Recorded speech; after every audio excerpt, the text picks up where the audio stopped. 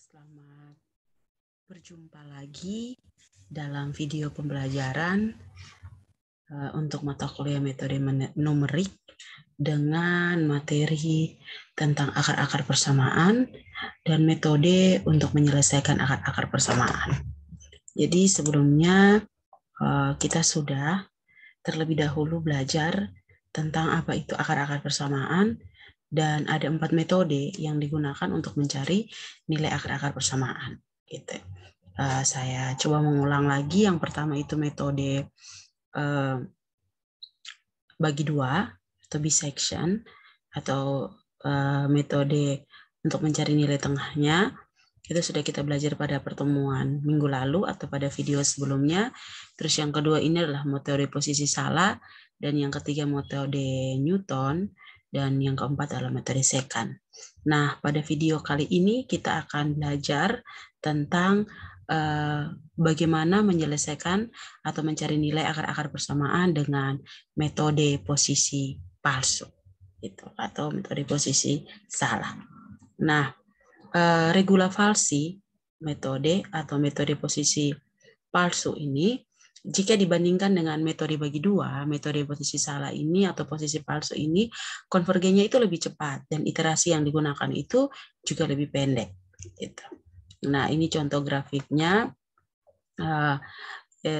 Ini contoh grafik yang berada, itu kurva. Minta maaf, bukan grafik, contoh kurva yang berada di sumbu X dan sumbu Y, di mana memotong, ada kurva yang memotong sumbu X, kemudian ada garis lurus yang dinamakan garis A dan garis B, memotong juga sumbu X, gitu, memotong juga sumbu X, dan kita lihat di sini sumbu A itu dinamakan dengan X1 atau XN, di sini XN, tapi nanti di slide berikutnya ini XN akan diganti dengan X1 seperti pada video posisi salah. Video metode bagi dua, gitu, XN diganti dengan X1, kemudian XN plus 1 itu digantikan dengan X2. Jadi ada garis yang memotong, nanti di situ disebut dengan X3 atau XT. Nah, garis yang memotong ini itulah yang disebut dengan posisi palsu. Kita ada mengambil satu garis untuk memotong. Fungsinya untuk apa? Fungsinya untuk mendapatkan nilai dari akar-akar persamaan itu. Kita akan mendapat satu nilai akar. Akar yang disebut dengan akar persamaan. Jadi misalkan kalau XT ini sudah memenuhi atau konvergen ke suatu nilai yang kita mau, maka nilai X dari fungsi XT itu merupakan akar yang kita mau atau akar yang kita cari. Itu teman-teman.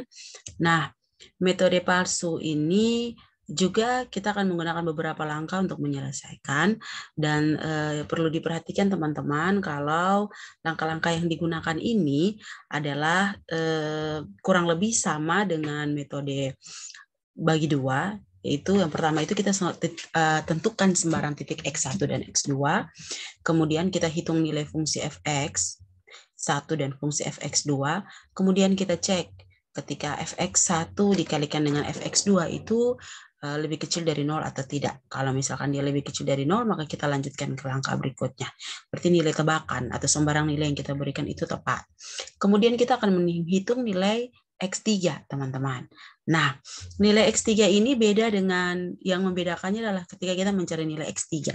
Gitu. Kalau di metode bagi dua, untuk mendapatkan nilai X3 itu X1 ditambah dengan X2 gitu dibagi dengan 2. Tetapi kalau di metode posisi palsu ini,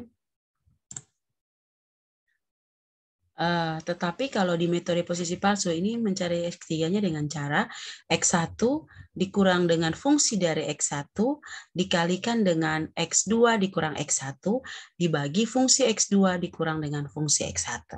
Jadi yang jadi pembeda adalah ketika kita mencari nilai X3. Kemudian kalau kita sudah mendapatkan nilai X3, maka kita akan mencari fungsi dari X3 itu sendiri. Gitu. Nah, kemudian kita cek apakah fx3 dikalikan fx1 itu lebih kecil dari 0 atau sebaliknya. Jadi jika lebih kecil dari 0, maka nilai x2 yang baru adalah nilai x3. Gitu, X3 yang sudah kita peroleh. Sedangkan nilai X1 itu tetap.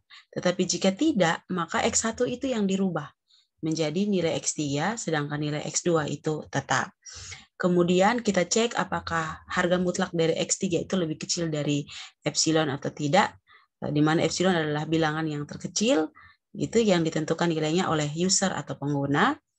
Kemudian kalau misalkan fungsi fx3 itu lebih kecil sama dengan epsilon, maka x3 adalah salah satu akar dari persamaan. Tetapi jika tidak, itu maka proses akan berulang ke langkah 3. Demikian seterusnya sampai kita memperoleh nilai fx3 itu lebih kecil atau sama dengan epsilon atau galat atau error. Nah, ini contoh soal, kita masih tetap pakai contoh yang sama seperti metode bagi 2 supaya teman-teman kita bisa membandingkan gitu. Tadi si metode posisi palsu itu mengklaim bahwa dia itu lebih cepat konvergen dan iterasi yang dibutuhkan itu akan lebih sedikit daripada metode bagi 2 gitu. Nah, maka dari itu kita coba menyelesaikan dengan soal yang sama. Dengan nilai errornya 0,001 begitu. Penyelesaiannya tentukan sembarang. Langkah pertama adalah kita tentukan sembarang nilai X1 dan X2. Kemarin kita tentukan X1 dan X2 itu adalah 1 dan 2. Kemudian kita tentukan fungsi fx1 itu sudah didapat, yaitu X minus 4. Fungsi fx2 itu sama dengan 3. Terus kita cek ternyata dia negatif, gitu, atau lebih kecil dari 0, maka kita lanjut ke langkah berikutnya. Kemudian kita hitung nilai X3. X3 dengan cara bagaimana? Dengan cara X1 dikurang fx1 itu X1 dikurang fx1 dikalikan dengan X2 kurang X1 dibagi dengan fungsi X2 dikurang dengan X1. Nah, kalau kita cari bentukannya begini, teman-teman, dan hasilnya akan menjadi 1,57142. Begitu. Nah, ini kenapa dia jadi positif, teman-teman, kita perhatikan di sini. Kita perhatikan ternyata di sini ada tanda minus, yaitu minus dikalikan minus hasilnya positif, maka hasil akhirnya juga positif. Kemudian kita hitung fx3 dengan memasukkan dengan mensubstitusi semua nilai fx3 itu atau nilai x3 itu atau nilai x itu dengan nilai x3 yaitu 1,57142. Kita dapat nilainya yaitu minus 1,3644. Kemudian kita cek apakah dia positif atau negatif. Ternyata dia positif ketika fx3 dikalikan dengan fx1, maka karena nilainya positif dan pastinya lebih besar dari 0, maka X1 yang baru adalah X3 yang lama. Jadi seperti ini, X1 yang baru sama dengan X3 yang lama yaitu 1,5714, sedangkan Fx1 itu sama dengan Fx3 yang lama yaitu minus 1,3644. Begitu. Jadi ketika kita cek, kita masukkan ke harga mutlak untuk mencari errornya, ternyata dia itu masih lebih besar dari 0. Maka dari itu kita akan menentukan nilai X3 yang baru dan X1-nya adalah nilai X3 yang lama yaitu 1,57142 dan X2 itu merupakan X2 yang lama. X2 yang lama yaitu 2. Nah, langkah selanjutnya proses akan berlanjut ke langkah 4. Demikian seterusnya sampai kita memperoleh harga mutlak dari fx3 itu lebih kecil atau sama dengan epsilon atau nilai error yang kita mau.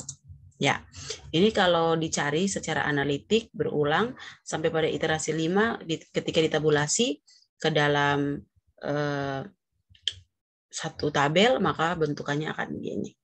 Nah, teman-teman, untuk lebih jelasnya lagi kita akan sama-sama belajar menyelesaikan metode posisi palsu ini dengan Microsoft Excel.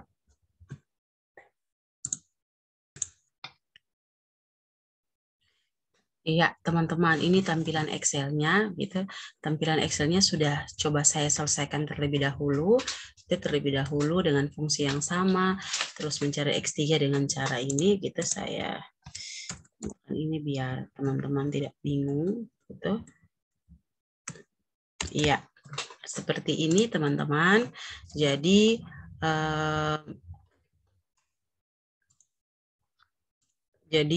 ketika saya cari menggunakan rumus yang ada, dia itu konvergen, teman-teman. Dia itu ada konvergen di iterasi ke, saya ambil dia lebih kecil dari konvergen yang kita mau, itu dia ada di iterasi ke-6 dan ke-7. Itu teman-teman. 6 ke 7 ini kalau saya pakai 5 angka di belakang koma, teman-teman. Saya pakai 5 angka di belakang koma. Nah, berikutnya kita akan latih atau kita akan latihan gitu menggunakan Excel untuk menyelesaikan metode posisi palsu. Itu tadi sudah saya selesaikan menggunakan 4 angka di belakang koma, 5 angka di belakang koma. Sekarang kita pakai 6 angka di belakang koma dengan fungsi yang sama dan rumus X3 yang sama, begitu kita akan menyelesaikannya.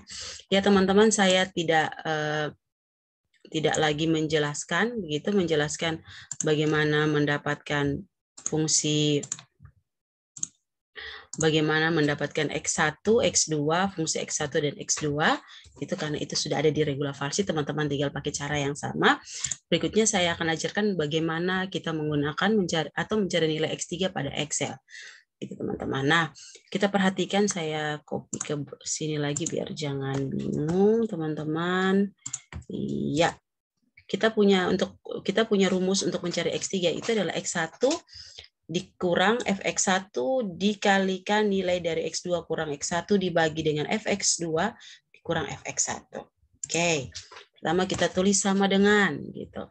Sama dengan X1-nya ini dikurang gitu, dikurang buka kurung gitu, buka kurung teman-teman, nilai Fx1 tutup kurung itu, nilai Fx1 tutup kurung dikali dengan buka kurung lagi X2 dikurang X1 tutup kurung dibagi dengan buka kurung Fx2 dikurang dengan bagaimana supaya bisa klik ya. Karena tadi, tunggu sebentar teman-teman, saya iya teman-teman, saya coba melebarkan sel dari X3 supaya Fx1-nya bisa diklik. Jadi kita ulang teman-teman, itu sama dengan X1 gitu, X1 dikurang dengan Fx1 dikali dengan nilai dari X2 dikurang X1 dibagi dengan Fx2 gitu, Fx2 dikurang dengan Fx1 terus tutup kurung, maka kita dapat hasilnya yaitu 1,57149.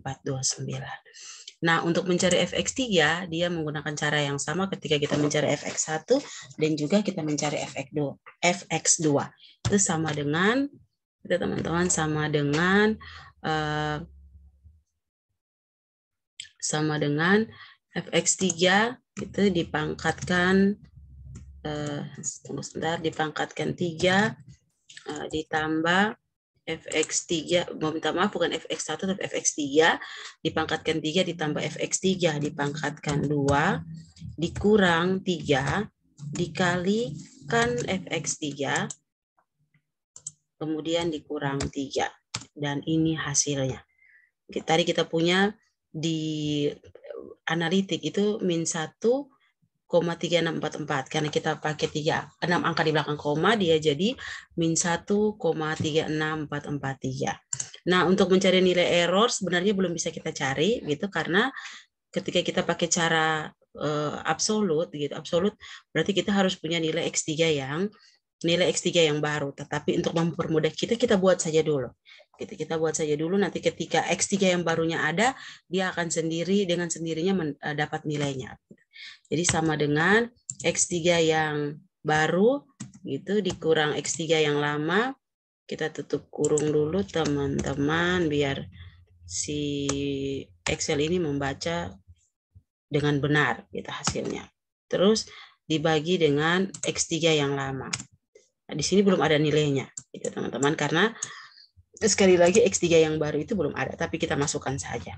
Nah, di sini Bapak Mama, minta maaf, di sini teman-teman, untuk mencari nilai X1, X2, gitu, untuk iterasi kedua kita gunakan cara yang sama. Jadi teman-teman bisa juga dengan cara fx1 dikalikan fx3 itu dibuat dalam satu kolom supaya teman-teman bisa tahu dia positif atau negatif. Atau lebih mudahnya lagi kita pakai aturan if. Jadi sama dengan gitu, sama dengan fx1 dikalikan dengan fx3 gitu. Oh, minta maaf, saya lupa if dalam kurung fx1 dikalikan dengan fx3 gitu, dikalikan dengan fx3, kalau dia lebih kecil dari 0, maka x1-nya tetap. Jika tidak, itu x1 yang baru adalah x3 tutup kurung. Ya. Terus kemudian ini if lagi, teman-teman. If buka kurung fx2 dikalikan dengan fx3, terus jika dia lebih kecil dari 0, maka X2-nya tetap, itu jika tidak, maka dia adalah X3 yang ramah. Oke, kemudian kita belum bisa mencari X3 karena rumus dari X3 itu adalah X1 dikalikan fungsi X1. Kita perlu nilai fungsi Fx1 dan fungsi Fx2, maka terlebih dahulu kita cari nilai fungsi Fx1 dan Fx2 dengan cara yang sama dengan fx1 yang baru gitu x1 yang baru dipangkatkan dipangkatkan 3 keliru lagi, sama dengan fx1 dipangkatkan 3 ditambah fx1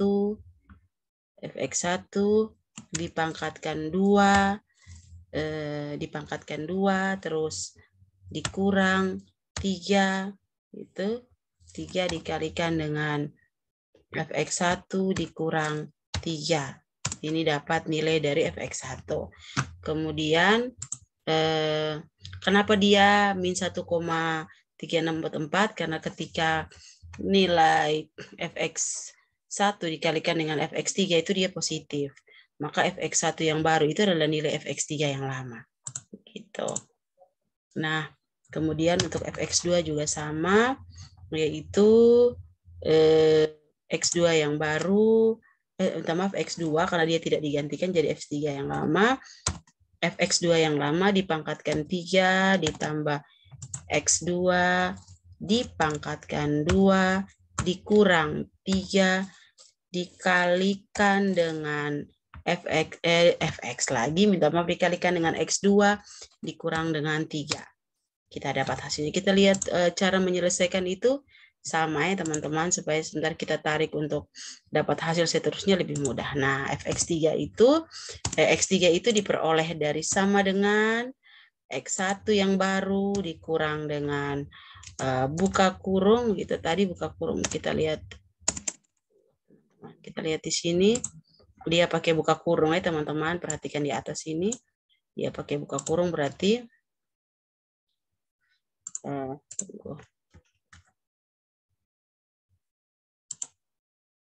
gitu ya. Iya.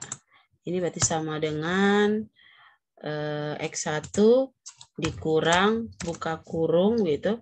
X1 dikurang buka kurung fx1 tutup kurung buka kurung X2 dikurang X1 tutup kurung bagi buka kurung fx2 dikurang fx1 tutup kurung. Kita minta maaf, sepertinya ada yang keliru. Coba kita belum pasang tanda kali di sini gitu. Jadi program tidak bisa membaca atau Excel tidak bisa membaca. Gitu. Jadi dikalikan dengan, maka kita dapat hasil dari X3. Jadi ketika sudah dapat X3 maka kita sama dengan X3 yang baru. X3 yang baru dipangkatkan 3 ditambah X3 yang baru dipangkatkan 2 dikurang 3 dikalikan X3 yang baru dikurang 3. Kita dapat nilainya. Nah, teman-teman perhatikan, ketika kita sudah dapat nilai X3 yang baru, otomatis errornya itu akan otomatis diperoleh karena kita sudah pasang rumus dari tadi. Sebelumnya kita sudah pasang rumus di sini. Begitu teman-teman. Ya, teman-teman, kalau sudah seperti ini, kita tinggal blok, begitu. Kita tinggal blok yang iterasi kedua nih, teman-teman. Kita tinggal blok, kemudian kita tarik tadi di 5 angka di belakang koma itu dia ada di iterasi 6 sampai 7. 6 dan 7 itu minimal pada iterasi 6 dan seterusnya. Coba kalau begitu kita tarik sampai di iterasi 6 gitu. Iterasi 7. Iterasi 7 kemudian kita tarik absolutnya ada di iterasi ke-6. Nah, teman-teman, coba perhatikan gitu. Coba perhatikan ternyata ketika kita pakai 6 angka di belakang koma gitu, karena semakin banyak angka di belakang koma itu dia lebih semakin akurat begitu. Semakin akurat karena kita tidak melakukan pembulatan yang terlalu banyak, sehingga di sini kita peroleh gitu, kita peroleh yang warna lebih mudah ya, kita peroleh nilai errornya begitu, atau dia konvergen di iterasi ke-5. Jadi kurang lebih sama dengan ini gitu, tapi sebenarnya ini juga sudah konvergen di iterasi ke-5 teman-teman. Gitu. Ini juga sudah konvergen di iterasi ke-5 karena kita mau konvergen itu di 0,001, sedangkan ini sudah 0,000005 gitu. Kalau ini belum, teman-teman, tapi kalau di iterasi ke-5 ini sudah. Jadi kurang lebih sama dengan ketika kita menggunakan 5 angka di belakang koma dan 6 angka di belakang koma. Maka terbukti teman-teman bahwa ketika kita menggunakan metode bagi dua, di sini perhatikan saya coba membuka hasil kerja dari metode bagi dua, itu dia baru konvergen di iterasi ke-15 dan ke-15 gitu, ke-15 15 ke bawah. 15 ke bawah kalau kita pakai 5 angka di belakang koma. Kalau kita pakai 4 angka di belakang koma, dia ada konvergen di iterasi ke-13.